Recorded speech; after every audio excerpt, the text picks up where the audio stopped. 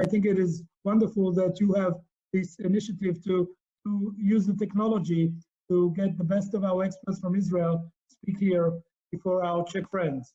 We are very lucky to have with us Professor Dafna Kariv, one of our top experts in the field of entrepreneurship and innovation in Israel.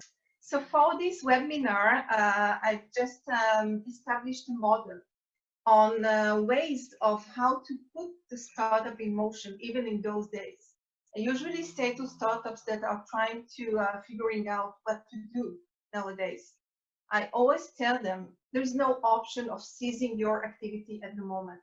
You need to roll the wheels, because those that see the opportunity when everything comes back to normal, for restarting everything, I would say, well, we don't know yet. There is a lot of uncertainty, and this is the time nowadays, at the moment, as we speak, to do something that not only will prepare you for how to manage and how to navigate nowadays, but also would prepare you for the day after.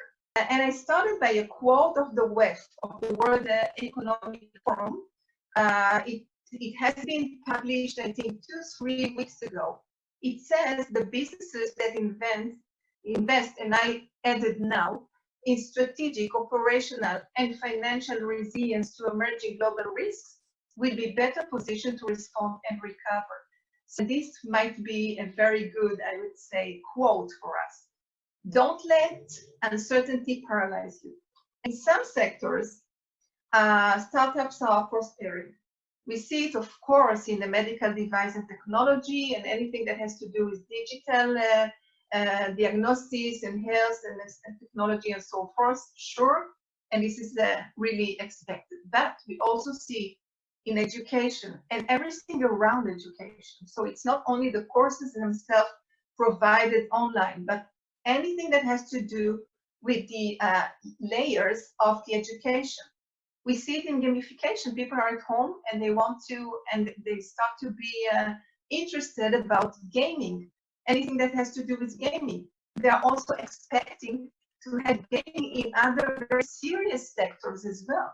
So it's a good opportunity. EU is a startup that puts some cameras in big malls and big stores in the mall in order to make sure that there is no overcrowding and no lines and so forth. And it enables a better experience of the visitors to be at the mall.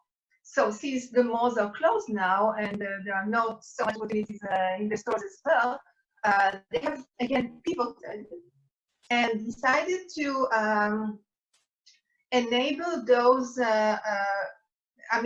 making it, I would call it like a human mobile. So each one that just gets a sign, each one at the mall, and the malls would be open again, gets a sign when there is someone close to him that is closer than the social distance. So it gets a sign, a vocal sign, I guess.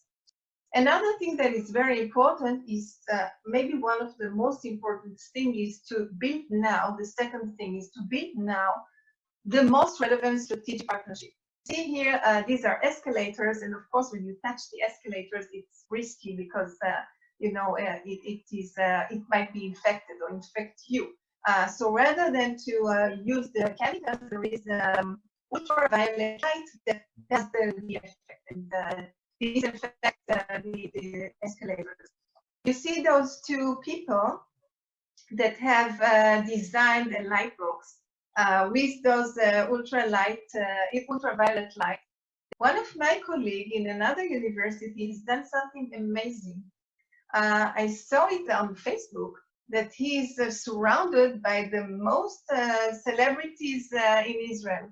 So I asked him, how come? I mean, you are teaching your students and that you are surrounded with those celebs? He said, yes, Dafna, they're also looking for opportunities. And I have this question when it comes to people in a startup. One of the things that entrepreneurs overall are wary of is having costs without knowing when the revenues or income will come. What would you advise in this situation? Is it, let the people that you don't need at all, or not that much, let them lose, or try to negotiate? What could you tell them? Many services nowadays are provided for free.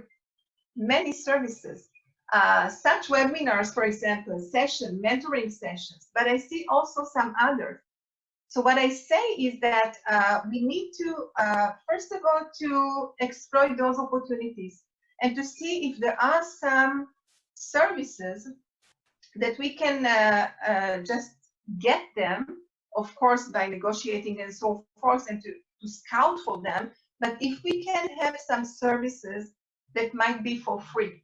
And the second thing to do is to, and I didn't say it, just as a term, but to prioritize, which means every startup has, and every entrepreneur, they have big dreams. And this is I would say, the passion and the vibe and the approach that we see among entrepreneurs.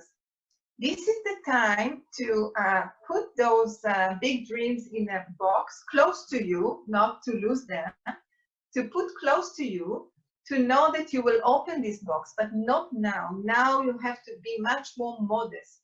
Mm. And other thing that is really, really important, and I think that it has to be done now, is reaching those, as I said, those unreachable bodies, companies, people, and so forth. This is an amazing opportunity. Thank you very much, Professor. Thank you very much.